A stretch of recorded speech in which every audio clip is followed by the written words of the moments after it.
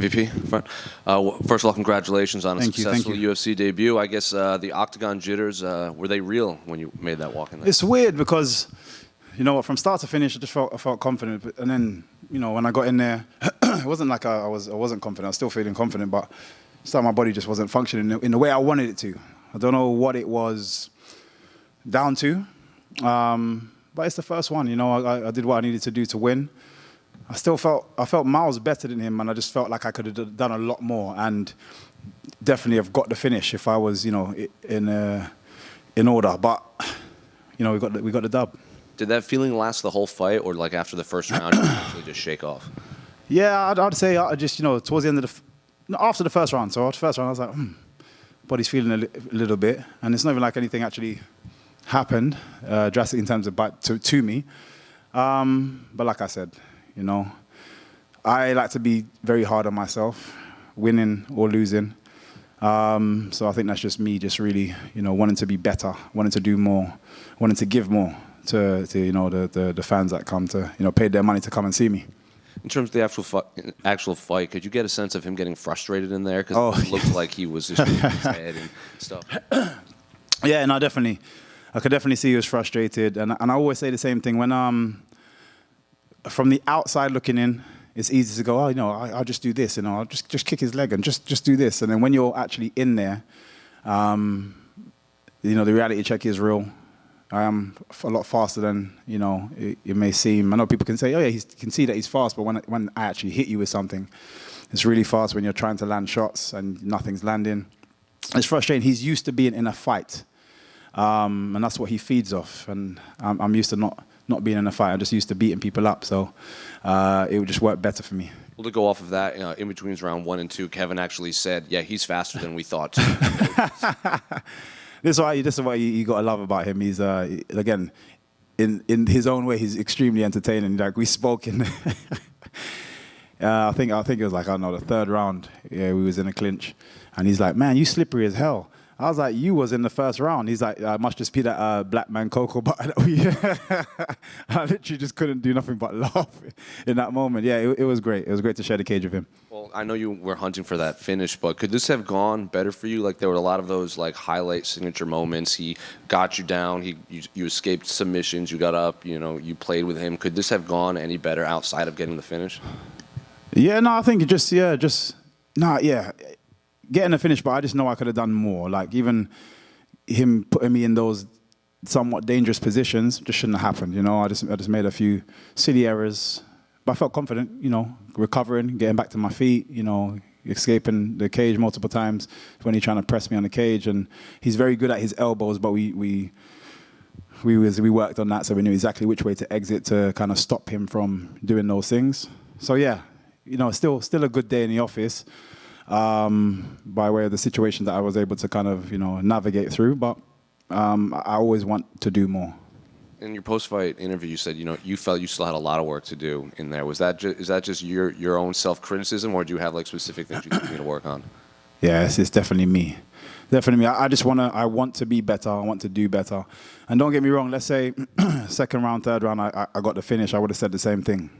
I would have said exactly the same thing, because there's just moments in there that I just know what I can do, and I, you know, wasn't able to execute. Talk to me about that entrance. We saw with Israel, you came out with the cape and everything. So what went into that thought?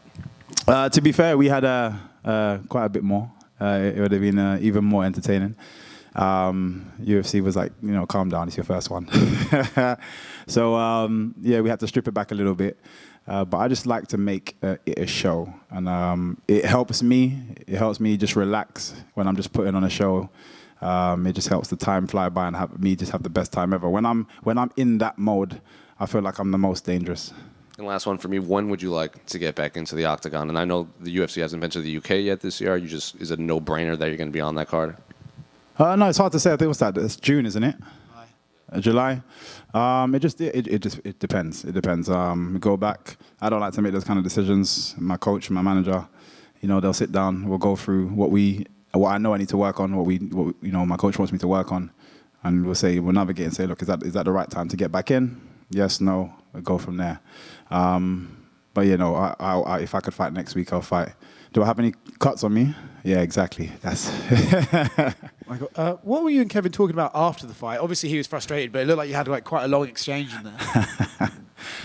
I'm a bit of a wind-up.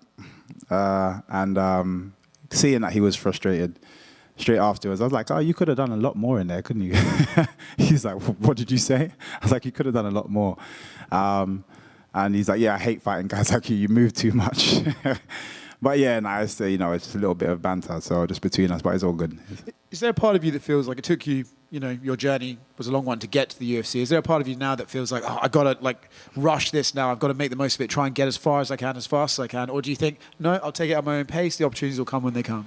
No, 100%. I'll take it at my own pace. But the reason I put myself in the deep end first is because so I'm not starting from, you know, far behind and having to make too many jumps forward to get there. Because then now I don't feel in a rush. You know, I fought an amazing athlete in Kevin Holland. You know, very high. You know, towards the top of the table of the UFC. So I don't need to rush. I'm already there. MVP right here. Before this, you mentioned one of the things is that you liked the canvas in the UFC. And then we saw a couple of maybe slips tonight. Were there issues with the footing at all? Was that just nervous energy or? I don't know. The one in the Apex felt a little bit more grippy. But to be fair, yeah, no, it was fine. Those mistakes were literally mistakes my own. You know, then those are the kind of things I'm gonna like grill myself about afterwards when I look back on the fight. But yeah, they were my mistakes. And then Kevin made a big deal about the level of competition. Did you feel motivated at all to kind of go out and make a statement tonight because of that? I don't need anybody else's judgments, opinions, criticisms to have that pressure on myself. I don't like to do it from outwards in. I like to, you know, I put those goals, I put those pressures, I put those, you know, those wants, those needs to be better, and on myself, and then I go from there. Last one for me. I mean, I think a lot of people would like to see you against Wonderboy at some point, but are there names that you have in mind for next up? Nah, like I said, I don't. I'm just chasing the top of the hill. Whoever's there, you know, when it's time for me to perform, that's the person I go for. For me, I leave that to my coaches. We have enough stress in the gym.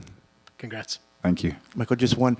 I think going into the third round, it looked like Kevin was trying to do a handshake, and you did a quick 1-2. I don't know if that was just you didn't understand, didn't see it as a handshake, or is that just a moment of, hey, keep your guard up the whole time? No. I had no lessons to teach him. It was I genuinely thought he had just put his hands up, and he kind of obviously he stepped within the range that I would use to just, you know, fire. I landed a shot, and he kind of like, you gonna do that? And I looked at him like, what's he talking about? And he's like showing me that he went to put his hand out. I was like, I'm so sorry. Just jump back up. It suits me better on my feet anyway. So it did look like you went back to give him a handshake after that. Yeah. Realized it. Yeah, no, 100%. That's not me at all. I don't need to, you know, take shortcuts to beat my opponent or, you know, any dirty tricks. So I genuinely, it was a mistake. You know, I allowed him the space to get back up, and, you know, we went from there. And, you know, I think we all went in there thinking we were going to get the podcast that you guys were talking about. Are you surprised that there wasn't as much talk as we thought would maybe be going in there? Not at all. In all honesty, I feel like he was very nervous. And I felt that in our at the weigh-ins, you know, when we were facing off. There's a couple of things that he did, a couple of this, you know, things I like to analyze people. There's a couple of things that he did that I was like, no, this man's nervous. And which is why, especially when you're getting hit and you're trying so hard to figure out the jigsaw puzzle of MVP in front of you, it's hard to want to talk at the same time. So the only times we had a little bit of conversation when we was clinched, and that's because I'm not moving.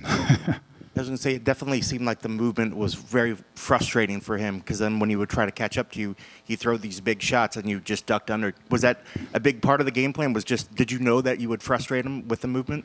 To be fair, I frustrate many people. You know, my brothers, my sisters, my mum, everybody. No, but genuinely, that's just my style. It's a very difficult style to not be frustrated, and that's, you know, also a positive in the style that I have. That frustration causes many mistakes, and you know, I try to capitalize from that. Congrats on the victory. Thank you so much, guys. I have one quick question. Yes. I'm curious what the experience was like having the former President Donald Trump sitting front row as you were fighting. You know, there's so many you know, people, like, you know, amazing celebrities, and, you know, obviously presidents, and so on and so forth. UFC always drags some of the best out. I know he's, even last year when I was here in Miami, he was here, and I know he likes to come to the shows. It's great, for me, again, it's just cool to demonstrate my skills to, as many people and big names as possible, so I'm out there even more. I gave a couple winks to a couple people on outside. Trump is definitely one of them. But yeah, no, it's just cool. It's just another face. Again, I try not to make too much of a big deal about anything, because then it means I put pressure on myself from the outside in, like I said before. So yeah, it's just cool. Thank you. Congrats. No problem. Thank you. Yeah, one Cool.